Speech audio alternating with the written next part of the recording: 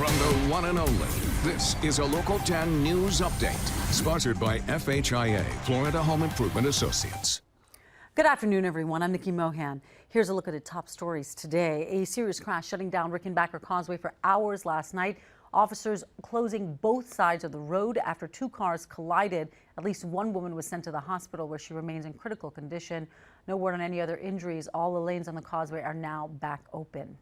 In Fort Lauderdale, family and friends held a vigil Saturday night for a man killed by a hit-and-run driver. 35-year-old John Frederick was struck near Broward Boulevard and Northwest 7th Avenue last weekend.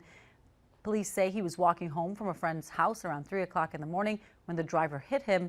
The police are now searching for a silver Hyundai Sonata with front-end damage. Former advisor to President Trump, Roger Stone, holding a rally in South Florida to show support for the president.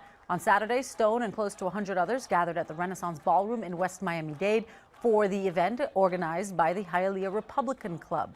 Stone, who's out on bond after being indicted on 7 federal charges, says the profits made from the rally will go toward his legal defense fund.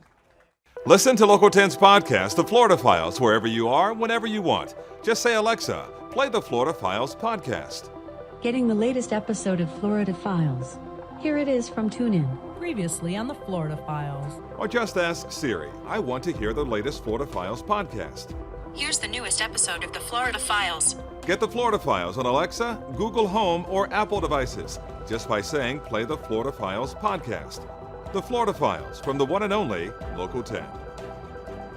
The Stewart Air Show has been canceled due to the weather. The two-day event was also called off yesterday for the very same reason. This makeshift memorial has now been set up at the venue after a pilot's death on Friday. Officials say the rain has not let up as forecasted, and all air show activities have been called off because safety is of utmost concern. On Friday, a pilot was killed when his plane crashed at Witham Field during a practice flight. He has been identified as Dr. Joseph Masessa of West Palm Beach.